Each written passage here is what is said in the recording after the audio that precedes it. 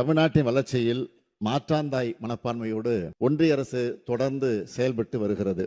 இந்த வஞ்சனையை எல்லாம் விஞ்சக்கூடிய அளவுக்கு தற்போது ஒன்றிய அரசு கிராமப்புற ஏழை எளிய மக்களின் வாழ்வாதாரத்தை அடியோடு வேதவிக்கக்கூடிய வகையில மகாத்மா காந்தி தேசிய ஊரக வேலை உறுதி திட்டத்தினை மாற்றி அதற்கு பதிலாக வளர்ச்சியடைந்த இந்தியா ஊரக வேலைவாய்ப்பு உறுதி மற்றும் வாழ்வாதார திட்டம் என்ற புதிய திட்டத்தினை அறிமுகப்படுத்தி உள்ளது. ஆனால் இன்றைக்கு எதிர்க்கட்சி தலைவர் அவர்கள் பிரதமர் அவர்கள் வருகிற காரணத்தால் அவரை சந்திக்க சென்றிருக்கிறார். இதே கருத்தை அவர் சந்திக்கிற போது எடுத்து சொல்வார் என்ற நம்பிக்கை, எப்படி எதிர்க்கட்சி துணைத் தலைவர்கள் இந்த தீர்மானத்தின் மீது எடுத்து வைத்த கருத்துக்களை அதே அடிப்படையாக வைத்து நிச்சயமாக வழிமுடிந்து பேசுவார் என்று நான் எதிர்பார்க்கிறேன். நான் மட்டுமல்ல, இங்கு இருக்கக்கூடிய நீங்களும் எதிர்பார்த்து காத்திருக்கிறீர்கள். மாண்புமிகு பேரவைத் தலைவர் அவர்களே, தமிழ்நாட்டில் மட்டுமல்ல இந்தியா முழுவதிலும் உள்ள கிராமப்புற மக்களுடைய வாழ்வாதாரத்தை, மாநிலங்களின் நிதி கட்டமைப்பை, உள்ளாட்சி அமைப்புகளின் சுய சார்புத்தன்மையை, கிராமப்புற மகளிருக்கான வேலை வாய்ப்பை குலைக்கும் வண்ணம் ஒன்றிய அரசு தலைமையில் நிறைவேற்றியுள்ள மகாத்மா காந்தி ஊரக வேலை உறுதி திட்டத்திற்கு மாற்றாக கொண்டு வந்துள்ள புதிய திட்டம் குறித்து இந்த பேரவையில் தங்கள் அனுமதியோடு சில முக்கிய விவரங்களை தெரிவிக்க விரும்புகிறேன்.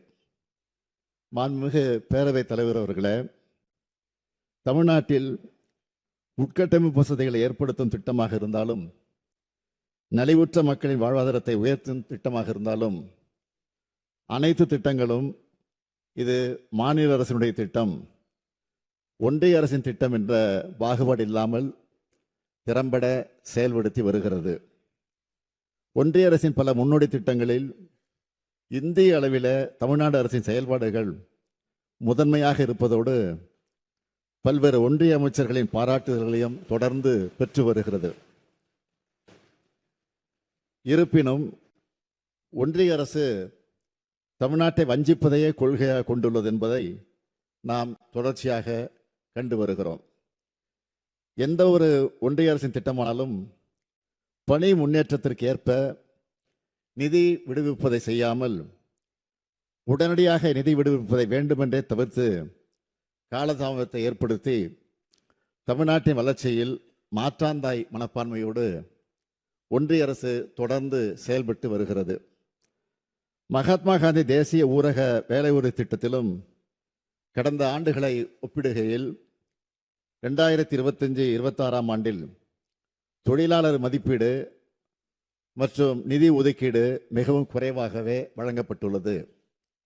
எடுத்துக்காட்டுக்கு, மகாத்மா காந்தி தேசிய ஊரக வேலை உறுதி திட்டத்தில் 1026 கோடி ரூபாய் ஊதியத்திற்கான தொகையையும் 1087 கோடி ரூபாய் பொருட்கூறுக்கான தொகையும் இன்று வரை விடுவிக்கப்படாமலேயே உள்ளது. ஒவ்வொரு ஆண்டும் இதே நிலைதான். வீடுகளுக்கு குடிநீர் இணைப்பு வழங்கும் உயர்நீர் திட்டத்திலும் இதுவரை 3112 கோடி ரூபாய் நிதி விடுவிக்கப்படாமல் பல மாதங்களாக நிலுவையில் உள்ளது. பிரதம மந்திரி கிராம சாலை திட்டத்தில் 516 கோடி ரூபாய் இன்னும் நிதி விடுவிக்கப்படாமல் உள்ளது. இப்படி இவர்கள் தாமதிப்பதால் பாதிக்கப்படுவது யார்?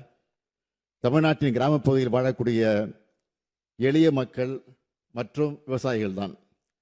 நம் மாநிலத்தின் மீது ஏன் இந்த ஓர வஞ்சனை என்றுதான் நாம் கேட்கிறோம்.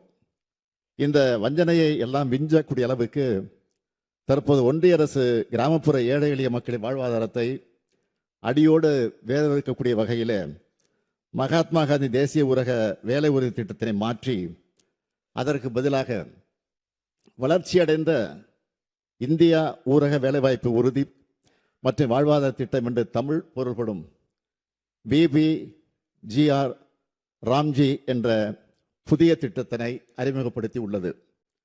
ஏற்கனவே இருந்த மகாத்மா காந்தி தேசிய ஊரக வேலை உறுதி திட்டம் தமிழ்நாட்டில் சிறப்பாக செயல்பட்டு ஊரக பகுதிகளில் பதிவு செய்யப்பட்ட ஒவ்வொரு குடும்பத்திற்கும் 100 நாட்கள் வேலையை உறுதி செய்தும் சராசரியாக ஒவ்வொரு ஆண்டும் 65 லட்சம் குடும்பங்களைச் சேர்ந்த 74 லட்சம் தொழிலாளர்கள் தங்கள் உடல் உழைப்பை தந்து பயன்பெற்று வந்தனர். இதில் 85 விழுக்காட்டுக்கு அதிகமானோர் பெண்கள் என்பது குறிப்பிடத்தக்கது. இந்நிலையில் புதிதாக அறிமுகப்படுத்தப்படும் பிபிஜி ராம்ஜி திட்டத்தை அறிமுக நிலையிலேயே நமது நாடாளுமன்ற உறுப்பினர்கள் கடுமையாக எதிர்த்திருக்கிறார்கள். அனைத்து எதிர்க்கட்சிகளும் ஒன்றாக குரல் எழுப்பியிருக்கிறது. எனினும் மக்கள் குரலை மதிக்காத ஒன்றிய அரசு அந்த திருத்த சட்டத்தை நிறைவேற்றிவிட்டது. இந்த புதிய திட்டமானது மக்களின் தேவையின் அடிப்படையில் அமைக்கப்படவில்லை. இது குறித்து நான் ஏற்கனவே மாண்புமிகு பிரதம அமைச்சர் அவர்களுக்கு கடந்த 18/12/2025 அன்று கடிதம் எழுதியிருக்கிறேன். மாண்புமிகு பேரவைத் தலைவர் அவர்களே, இந்த புதிய வளர்ச்சியடைந்த இந்தியா ஊரக வேலை உறுதி மற்றும் வாழ்வாதார திட்டத்தின் கீழ் வேலைவாய்ப்புக்கான உரிமை என்ற அடிப்படையில் இல்லாமல் ஒன்றிய அரசால் நிர்ணயிக்கப்பட உள்ள உத்தேச ஒதுக்கீட்டின்படி வேலை வழங்கக்கூடிய நிலை ஏற்பட்டுள்ளது. எனவே தங்கள் அனுமதியோடு இப்பேரவையில் பின்வரும் தீர்மானத்தை நிறைவேற்றி தருமாறு கேட்டு நான் முன்மொழிகிறேன். தீர்மானம்: மகாத்மா காந்தி தேசிய ஊரக வேலை உறுதி சட்டம் 2005 படி கிராமப்புற மக்களின் வேலைக்கான உரிமை நிலைநாட்டப்பட வேண்டும் என்றும் மக்களின் வேலைக்கான தேவைக்கேற்பவும் மகாத்மா காந்தி தேசிய ஊரக வேலை உறுதி திட்டத்தின் மாநில செயல்திறன் அடிப்படையிலும் தொடர்ந்து நிதி ஒதுக்கீடு செய்வது உறுதி செய்யப்பட வேண்டும் என்றும் மகாத்மா காந்தி தேசிய ஊரக வேலை உறுதி திட்டத்தின் கீழ் பெரும்பான்மையாக பலனடைந்து வந்த பெண்கள், மாற்றுத்திறனாளிகள், ஆதிதிராவிட மற்றும் பழங்குடியின மக்களின் வாழ்வாதாரம் தொடர்ந்து பாதுகாக்கப்பட சமூக பாதுகாப்பினை உறுதி செய்திட முந்தைய ஆண்டுகளின் ஒதுக்கீட்டிற்கு குறையாமல் ஒதுக்கீடு செய்யப்படுவது உறுதி செய்யப்பட வேண்டும் என்றும் உத்தேச மதிப்பீட்டின் அடிப்படையில் தன்னிச்சையாக ஒன்றிய அரசு நிதி ஒதுக்கீடு செய்யும் என உள்ள தற்போதைய புதிய நடைமுறையை கைவிட்டு ஏற்கனவே மகாத்மா காந்தி தேசிய ஊரக வேலை உறுதி திட்டத்தின் கீழ் பின்பற்றப்பட்ட வேலைக்கான தேவைக்கேற்ப நிதி ஒதுக்கீடு செய்யும் நடைமுறையை தொடர வேண்டும் என்றும், மேலும் கூட்டாட்சி தத்துவத்திற்கு மதிப்பளித்து மாநிலங்களுக்கான ஒதுக்கீட்டினை வேலைக்கான தேவைக்கேற்ப பகிர்ந்தளிக்கும் வழிமுறையை மாநில அரசை வகுத்துக்கொள்ள அனுமதி அளிக்க வேண்டும் என்றும், இப்புதிய திட்டத்தில் மாநில அரசின் நிதி பங்களிப்பு 40% உயர்த்தப்படுகையில் மாநில அரசின் நிதி சுமையை கணிசமாக அதிகரிப்பதாக உள்ளது. எனவே புதிய திட்டத்திற்கான நிதி பங்களிப்பு மகாத்மா காந்தி தேசிய ஊரக வேலை உறுதி திட்டத்திற்கான நிதி பங்களிப்பினை போலவே திருத்தி அமைக்கப்பட வேண்டும் என்றும், தேசத்தந்தை மகாத்மா காந்தி அவர்களின் பெயரை நீக்கி பல்வேறு உள்நோக்கங்களை கொண்டு இத்திட்டத்திற்கு வளர்ச்சியடைந்த இந்தியா ஊரக வேலைவாய்ப்பு உறுதி மற்றும் வாழ்வாதார இயக்கம் ஊரகம் பிபிஜி ராம்ஜி என பெயர் மாற்றம் செய்யப்பட்டு உள்ளது. மகாத்மா காந்தி அவர்கள் இந்த தேசத்திற்கு வகுத்து தந்த கொள்கைகளையும் வழிகாட்டிய பாதையையும் எப்போதும் நினைவுகூரும் வகையில் இத்திட்டம் மகாத்மா காந்தி பெயரிலேயே தொடர வேண்டும் என்றும் ஒன்றிய அரசை இப்பேரவை ஒருமனதாக வலியுறுத்துகிறது. மாண்புமிகு பேரவைத் தலைவர் அவர்களே, இந்திய நாட்டின் கிராமப்புற மக்களின் வாழ்வாதாரத்தை பாதுகாத்திட மகாத்மா காந்தி தேசிய ஊரக வேலை உறுதி சட்டம் 2005 விதிமுறைகளின்படியே மகாத்மா காந்தி தேசிய ஊரக வேலை உறுதி திட்டம் தொடர்ந்து செயல்படுத்தப்பட வேண்டும் என்ற வகையில் மேற்படி தீர்மானத்தை இந்த சட்டப்பேரவையில் நிறைவேற்றி தர வேண்டும் என்று அனைத்து உறுப்பினர்களையும் தங்கள் வாயிலாக கேட்டு அமைகிறேன். கூட்டாட்சி தத்துவத்திற்கு சவால் விடுகிற ஏழை எளிய பிற்படுத்தப்பட்ட விளிம்பு நிலையில் இருக்கக்கூடிய மக்களுடைய சமூக பாதுகாப்பு தகர்ந்திட கொண்டு வரப்பட்டுள்ள ஒன்றிய அரசினுடைய இப்புதிய திட்ட நடவடிக்கைக்கு எதிராக இந்த அரசால் முன்வைக்கப்பட்ட அரசியல் தனி தீர்மானத்தின் மீது மாண்புமிகு உறுப்பினர்கள் திரு ER ஈஸ்வரன் அவர்கள், முனைவர் ஜவஹர்லால் அவர்கள், திரு கு சின்னப்பா அவர்கள், திரு கே மாரிமுத்து அவர்கள், திரு மா சின்னதுரை அவர்கள், திரு மு பாபு அவர்கள், திரு GK மணி அவர்கள், திரு கு செல்வ பெருந்தகை அவர்கள், மாண்புமிகு எதிர்க்கட்சியினுடைய துணைத் தலைவர் ஆகியோர் தங்களுடைய கருத்துக்களை தெரிவித்திருக்கிறார்கள். அதற்காக முதலில் அவர்களுக்கெல்லாம் என்னுடைய நன்றியை தெரிவித்துக் கொள்ள விரும்புகிறேன். ஆனால் இன்றைக்கு எதிர்க்கட்சித் தலைவர் அவர்கள் பிரதமர் அவர்கள் வருகிற காரணத்தால் அவரை சந்திக்க சென்றிருக்கிறார்.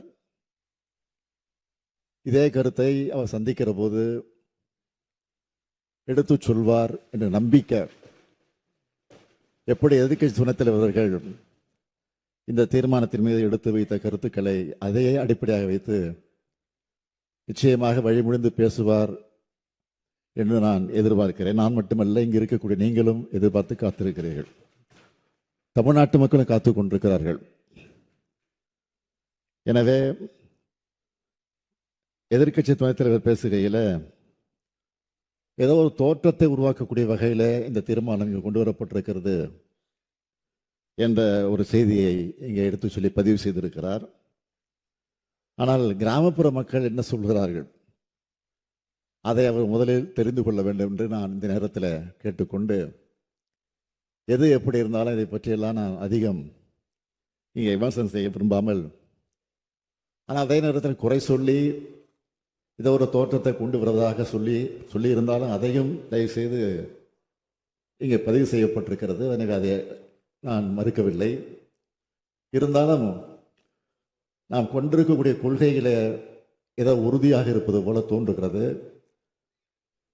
அப்படி தோன்றக்கூடிய அதை உறுதி செய்யக்கூடிய வகையில் நிச்சயமாக மாண்புமிகு பிரதமரிடத்தில் எதிர்க்கட்சி தலைவர் அவர்கள் என்று எடுத்துச் சொல்வார் என்ற நம்பிக்கையோடு இந்த தீர்மானத்தை பேரவைத் தலைவர் அவர்கள் நிறைவேற்றி தர வேண்டும் என்று கேட்டுக்கொண்டு அமைகிறேன்.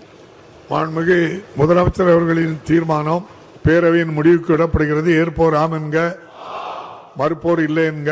மறுப்போரே இல்லை என்று கருதுகிறேன். மறுப்போரே இல்லை. தீர்மானம் ஒருமனதாக நிறைவேறியது.